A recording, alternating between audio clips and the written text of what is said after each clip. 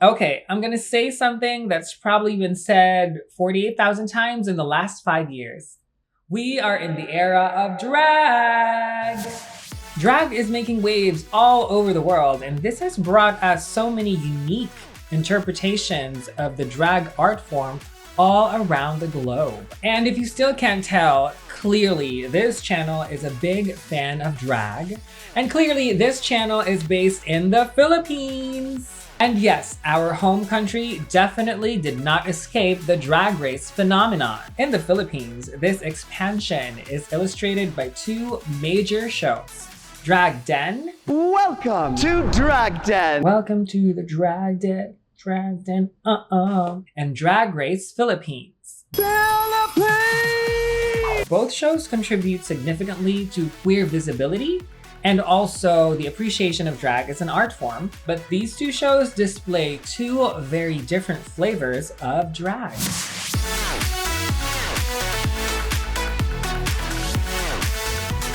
Hi mga ka-popcorn! Drag Den, hosted by Drag Race alumna Manila Luzon, differentiates itself by showcasing a uniquely Filipino perspective on drag, splitting from the more Western-centric narrative often displayed in shows like RuPaul's Drag Race and its international franchises. So unlike Drag Race Philippines, which follows the format popularized by RuPaul's Drag Race, Drag Den focuses less on Western aesthetics and more on aspects unique to Filipino drag culture. Pinoy Fiesta themed national costume. Creative, we got sexy, we got quite disturbing. Shut up. This includes incorporating local cultural elements as seen in its set design for the first two seasons, and performances that reflect local stories and societal themes. This homegrown approach not only differentiates it from its counterpart, but also champions a form of drag deeply rooted in the nation's rich cultural tapestry. As evidenced by the reception that the series has received. At gusto ko lang i-congratulate din ang Drag Den, PH. Drag Den, Season 2 na po nila. Season 2 hosted by Manila Luzon. Ang ganda! Nakaka-proud! Drag Den excels in presenting a platform that resonates more profoundly with local audiences. Because here's the thing about Filipino drag. Versatility and creativity are non-negotiables. Here, you're gonna have to slay interweaving humor, look, performance, and even social commentary. While drag in the West, particularly in America, is greatly influenced by ball culture, Filipino drag is heavily shaped by the country's theatrical heritage, most notably, vaudeville. It's a local variant of vaudeville that included music, dance, and comedy acts during the American colonial rule. This form of entertainment has deeply influenced Filipino drag, making it more performance-oriented, particularly in comedy. That's why the most popular expressions of Filipino drag is really not confined to nightclubs. Instead, they flourish in public performances during fiestas and in comedy-based drag pageants such as Miss Gay Pangkalawakan. These events are integral to local celebrations and often feature humorous performances, reflecting a community-oriented approach to drag. That's why Drag Den's Dragdagulan segment is so much more of a riot as compared to the lip sync for your life in Drag Race. Because the Drag Den queens are not just performing for the audience, they're performing with the audience. See, even in drag, Filipinos will bayanihan, the house down boots.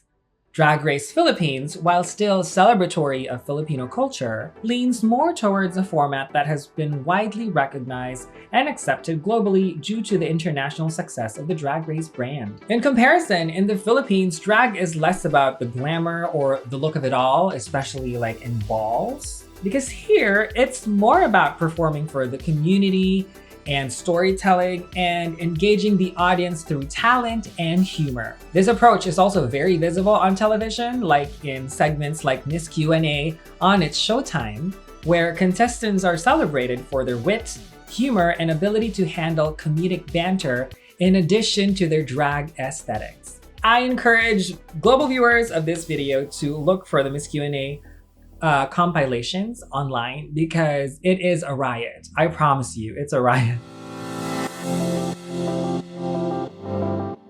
Now, if there's anything similar between drag in the West and drag in the Philippines, it is the belief that drag is always political.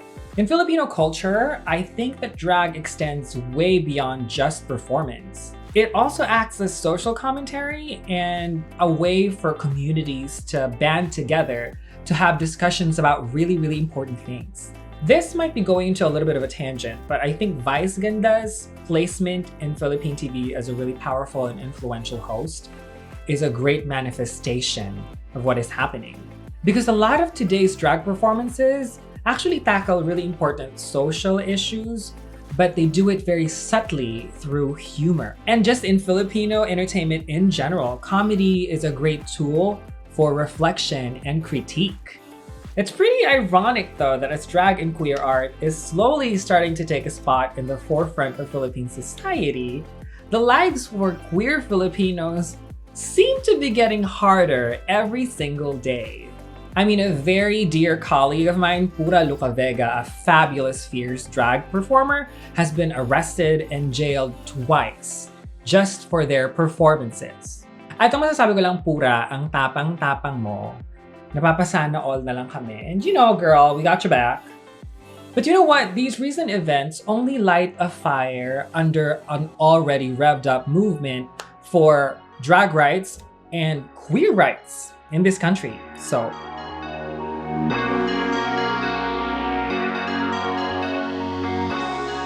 if there's one good thing though that these tough times have brought out, it's the true sisterhood of these queens. Despite their differences, both shows enjoy a symbiotic relationship that advances drag culture in the Philippines. I mean, just one look in social media and you'll realize that there's so much overlap between Drag Den queens and Drag Race Philippines queens. And as a huge fan of any form of queer art, I think that this camaraderie,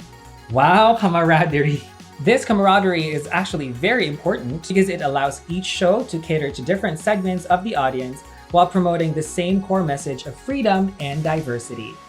After all, Drag Den host Manila is a product of the Drag Race franchise herself. This relationship not only helps in advancing the visibility of drag, but it also helps in mainstreaming the representation of LGBTQ individuals on Philippine media. There is really sisterhood among these queens. I mean, there have been guest appearances, there have been collaborations. Manila Luzon actually promoted Drag Den through her booth in RuPaul's DragCon. Drag Den and Drag Race Philippines queens actually banded together in support of what happened to Pura Luca Vega. And all queens have actually been very vocal on social media about their support for both shows, whether they're a product of that show or not. It's a fierce and fabulous collaboration that supports all forms of drag, honestly. It feels repetitive to say at this point, but the presence of these shows on Philippine TV and online are a great step forward in terms of queer visibility and queer culture, not just in the Philippines, but actually in the rest of Southeast Asia. Well, the intertwined successes of Drag Den and Drag Race Philippines shows you that there is space for queer visibility in the media. So drag queens and the rest of the Filipino queer community will readily take up that space. That's why I love performing my drag in the Philippines. Thank you so much for watching this video. And of course, don't forget to like and subscribe to our channel because we have more drag content coming up. Okay? See you in the next video. Keep slaying. Goodbye.